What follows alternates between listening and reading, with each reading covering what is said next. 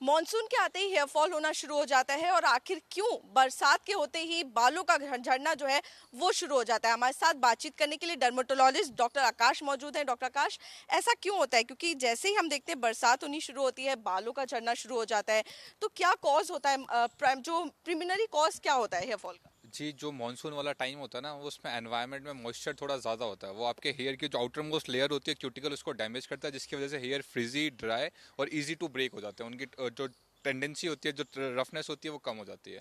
और दूसरा, एक नॉर्मल हेयर साइकिल होती है कि साल का एक टाइम ऐसा होता है जो मानसून वाला टाइम होता है, जब टीलोजन शेडिंग बढ़ जाती है। हमारे जो हेयर होती है वो तीन फेज में होते हैं, एनाजन, टीलोजन और कैटाजन। जो टीलोजन वाला पार्ट होता है वो शेडिंग हेयर होता है और फिर नया हेयर उसकी जगह आ जाता है। तो एक नॉर्मल एनुअल साइकिल होती है हेयर की, कि जिस टाइम जो टीलोजन वाला फेज जब ज़्यादा होता है ना, वो मानसून वाले टाइम पे ज़्यादा होता है। तो नॉर्मल इंसान को भी ऐसा लगता है कि उसके जो बाल हैं वो ज़्यादा गिर रहे हैं। तो कैसे पता लगे कि आपका एक्चुअल हेयर फॉल हो रहा है या एक्चुअल शेडिंग हो रही है? तो अगर आपके नॉर्मल 100 बाल अगर डेली गिर रहे हैं तो वो नॉर्मल है। 100 बाल तक गिरना मानसून में बिल्कुल नॉर्मल है। आपके नए बाल उसमें आ जाएंगे, आपको ज़्यादा सोचने की ज़रूरत नहीं है। लेकिन इन केस आपके 100 से ज़्यादा बाल एक दिन में गिर रहे हैं, तो फिर आप एक हेयर फॉल के किसी ना किसी कारण के हेयर फॉल से गुजर रहे हो और आपको उसके लिए हेल्प की ज़रूरत है। तो सबसे ज़्यादा ज़रूरी ये है इस मौसम में कि लोगों को, जो जिनको डैंड्रफ और सिबोरिक डर्मेटाइटिस और बाकी हेयर रिलेटेड प्रॉब्लम होती है, क्योंकि जो ये मॉइस्चर है, इसमें फंगस का ग्रोथ अच्छा होता है। तो अगर फंगस ज़्यादा ग्रो करेगी स्कैल्प पे, तो इन्फेक्शन होगा, जिसकी वजह से हेयर फॉल होगा, जिसकी वजह से बाकी सारी दिक्कतें भी हो सकती हैं।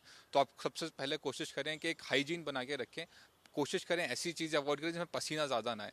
पसीना ज़्यादा आने की वजह से इन्फेक्शन बढ़ जाता है, मॉइस्चर कंटेंट स्कैल्प पे ज़्यादा होता है तो बढ़ जाता है। और ऐसे में आप हेयर ट्रीटमेंट्स अवॉइड करें, कोई भी केराटिन, स्ट्रेटनिंग और जो ड्रायर भी अवॉइड करें, क्योंकि इस टाइम पे ऑलरेडी आपके हेयर थोड़े से ज़्यादा रफ हैं, थोड़े से ज़्यादा वल्नरेबल हैं डैमेज के। तो आप ऐप से प्रोसीजर करेंगे तो उससे हेयर फॉल बढ़ जाएगा। और दो सबसे ज़्यादा इंपॉर्टेंट चीज़ है कि आप अपने डाइट पे फोकस करें। आप ऐसी चीज़ें। आपने आपने डाइट का जिक्र किया है, तो अगर हम बात करें तो क्या डाइट जो है वो ऐसे टाइम पे होनी चाहिए? क्योंकि हम देखते हैं आपने जिस तरीके से बताया, जो बाल है वो नर्म हो जाते हैं और ज्यादा, और कोई भी ट्रीटमेंट नहीं लेना चाहिए या फिर हमें प्रोटेक्ट करना है, तो क्या डाइट जो है वो होनी चाहिए? कोई फ्रूट है या फिर किस तरीके से? जी, आपको ऐसी चीज़ें डाइट खानी है जो आपके हेयर ग्रोथ को बढ़ाए। तो सबसे ज़्यादा जो हेयर में चाहिए होता है प्रोटीन। तो आपको प्रोटीन रिच डाइट खाइए, तो नए हेयर जितने बनेंगे वो हेल्दी बनेंगे, और उनके जो जो बचे हुए हेयर्स हैं उनकी भी टेंसाइल स्ट्रेंथ थोड़ी बढ़ जाएगी, ताकि वो जल्दी गिरेंगे नहीं। दूसरा, आयरन। एक अनीमिया होना, मतलब खून की कमी होना, एक बहुत बड़ा कॉज है फीमेल्स में लंबे समय तक हेयर फॉल रहने का। तो ऐसी चीज़ें खाइए जिसमें अनीमिया, मतलब जिसमें आयरन ज़्यादा है। तो जितने भी रेड चीज़ें होती हैं, एप्पल, अनार और जितने भी लाल चीज़ें होती है उसमें आयरन कंटेंट ज़्यादा होता है, तो वो चीज़ें ज़्यादा खानी है। साथ ही आपको ऐसी चीज़ें खानी है जिससे आपके बायोटीन कंपोनेंट, जो माइक्रो न्यूट्रिएंट्स होते हैं ना, उनकी कमी अधिकतर लोगों को रहती है।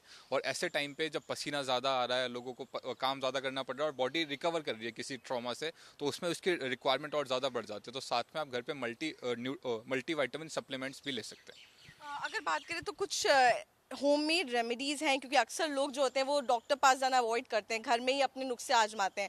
तो कोई रेमेडी जो रेनफॉल बरसात में लोग कर सकते हैं अपने हेयर्स को प्रोटेक्ट करने के लिए? जी, सबसे ज़्यादा ज़रूरी ये है कि जो एयर पोल्यूशन की वजह से जो बारिश का पानी है ना, वो भी बड़ा डेंजरस है बालों के लिए, क्योंकि इसको हम कहते हैं एसिड रेन। कि जब एयर में सल्फाइड और नाइट्राइड कंटेंट ज़्यादा होता है और वो जब बारिश के पानी के साथ मिलकर आके आपके स्कैल्प पे लगता है, तो स्टार्टिंग वाली जो रेन्स होती है ना, वो डैमेज करती हैं आपके स्कैल्प को बहुत ज़्यादा। तो आप कोशिश करें बारिश में ना भीगे डायरेक्टली। एटलीस्ट ये इनिशियल वाला फेज, जब जब तक रोज़ बारिश ना हो, फिर तो वो कम हो जाता है, क्योंकि विद द फ्लो इतना बन ही नहीं पाता जितना बारिश हो रही है। और दूसरा, आप बहुत ज़्यादा ऑयल लगाना अवॉइड करें बालों में। ऐसे टाइम पे ऑयल लगाने की वजह से भी प्रॉब्लम बढ़ जाती है। और घर में सबसे बेटर यही है कि आप अननेसेसरी ट्रीटमेंट्स अवॉइड करें और अपने डाइट पे फॉलो करें, और सिर्फ नॉर्मल कंघे से बाल करें। और कोई भी कॉस्मेटिक कंडीशनर लगाना इज़ ओके, बट बाकी चीज़ें जो हेयर स्प्रे वगैरह लगाना है वो सब अवॉइड करें, इस पे ना लगाएं। आपने बोला ऑयलिंग, क्योंकि ऑयलिंग एक बहुत डिबेटेबल इशू है, टॉपिक है। तो ऑयलिंग अगर हम अवॉइड करते हैं तो काफ़ी ज़्यादा लोगों की शिकायत रहती है रफ होने बाल। तो क्या अल्टरनेटिव जो है वो लोग यूज़ कर सकते हैं ऑयलिंग के अलावा? जी, एक चीज़ मैं बहुत क्लियरली बता दूं कि ऑयलिंग से आपके बालों में बिल्कुल स्ट्रेंथ नहीं आती है। ये बिल्कुल ही मिथ है कि ऐसा लगता है कि ऑयल करने से बालों को नरिशमेंट मिलता है या बालों की ग्रोथ बढ़ती है। ऑयल से बस ऐसा होता है, जो रफनेस है ना, उसके ऊपर आपने तेल लगा दिया, वो थोड़ा सा ब्राइट लगता है।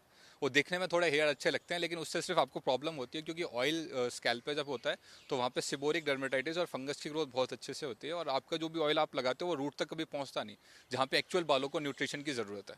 तो आप उससे लगाने से आप सिर्फ अपने स्कैल्प पे इन्फेक्शन और बाकी चीज़ों के लिए आप प्रमोट कर रहे हो, it's making a better habitat for them to grow. तो आप अवॉइड करें। कंडीशनर लगाना इसलिए ठीक है क्योंकि कंडीशनर स्टिक नहीं करता बालों पे लंबे समय के लिए, वो एब्जॉर्ब हो जाता है उसकी केराटिन लेयर से। तो आप कंडीशनर लगाएं, तेल हो सके तो ना लगाएं, और लगाएं तो हफ्ते में बस एक बार लगाएं।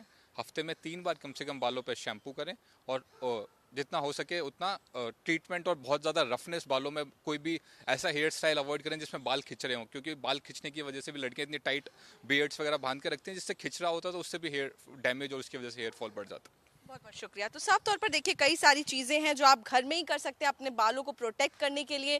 साफ तौर पर अगर बात करें ऑयलिंग का, तो ऑयलिंग जो है आप रिड्यूस कर सकते हैं। शैम्पू करना जो है आप इंक्रीज कर सकते हैं, क्योंकि ऐसे टाइम पे स्वेटिंग जो है वो बहुत ज़्यादा होती है, और आपको बारिश के पानी से, जो इनिशियल बरसात होती है उसके पानी से आपको अपने बालों को बचाना है। तो इन चीज़ें करके कहीं ना कहीं आप अपने बालों को, जो रेमेडीज़ हैं उनको अपनाकर अपने बालों का जो एक्सेसिव हेयर फॉल है उसको कहीं ना कहीं कंट्रोल करने में कामयाब हो सकते हैं।